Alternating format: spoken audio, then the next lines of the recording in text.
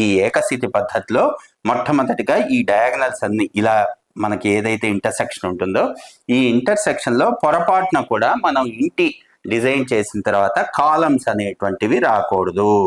అంటే పిల్లర్స్ అనేటువంటివి మర్మస్థానాల్లో రాకూడదు. ఇది చాలా ముఖ్యంగా మనం డిజైన్ చేసేటప్పుడు చూసుకోవాల్సినటువంటి అంశం.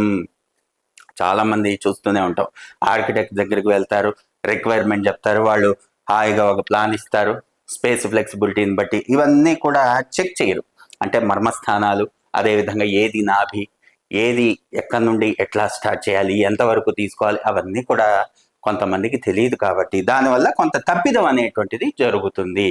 అంటే ఇంటి దొంగని ఈశ్వరుడైనా కనిపెట్టలేడు. అదేవిధంగా దీనిలో మనం పూర్తి స్థాయిలో మనం చెక్ చేయకపోతే అక్కడ వాస్తు దోషం, వాస్తు ప్రామాణికంగా చెప్పబడినటువంటి అంశం దీనిలో ఏదైనా డీవియేట్ అయితే మనం కనుక్కోలేము. కాబట్టి ఏంటంటే మనమే మొత్తం కూడా క్యాడ్లో, ఆటోక్యాడ్లో నీట్గా వర్కింగ్ డ్రాయింగ్ చేసుకొని ఈ యొక్క 81 భాగాలు గుర్తించి ఏవి మర్మస్థానాలు, ఏది నాభి, ఎక్కడ ఏది ఎక్కడ వరకు తీసుకోవాలి, ఎంతలోనే తీసుకోవాలి అనేటువంటిది నీట్గా గృహగణితం చేసి మనం ఆ ప్లానింగ్ అనేటువంటి చేసి దానికే మార్కింగ్ ప్లాన్ చేసుకొని మనం ఇంటి కట్టడం అనేటువంటి చెయ్యాలి.